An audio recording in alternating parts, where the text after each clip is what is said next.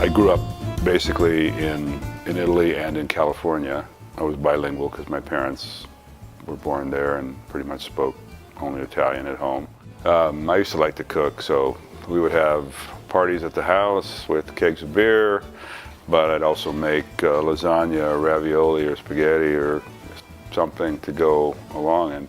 And I always wanted to be in business for myself and liked to cook, had a family background of knowing how to cook. So one thing led to another. I graduated and decided to try my hand at opening a restaurant. I was 22, and at that time it probably was a good thing that I was somewhat naive.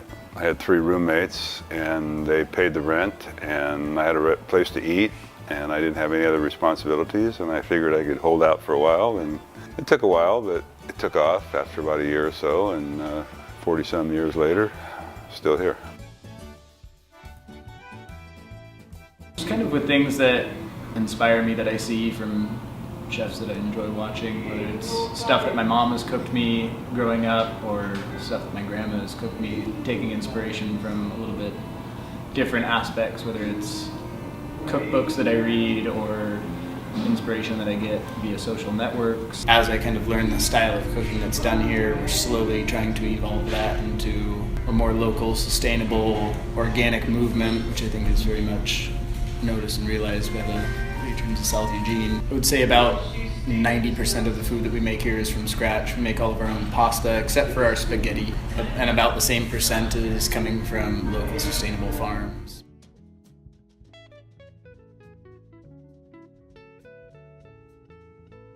This location in the early 70s was not like it is today. This was sort of on the far edges of Eugene.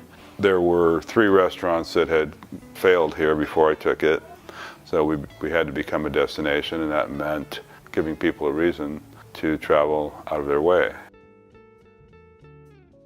Initially, it was basically the food that my family cooked, mostly at home. It was mostly at the time what was considered Italian cuisine at the time, which was spaghetti and meatballs and lasagna and ravioli and minestrone soup, but done in a very quality way. What has happened over the years is that we have evolved the menu in a way that we still have all of those things. So if you want to come in here and have spaghetti meatballs, still the same spaghetti meatballs that my mother made. But now we also have some, over time, have added different things. I think the thing that probably sets Mazzi's apart a little bit is that we have this old traditional style of cooking, but now we also have, and we have specials that we change.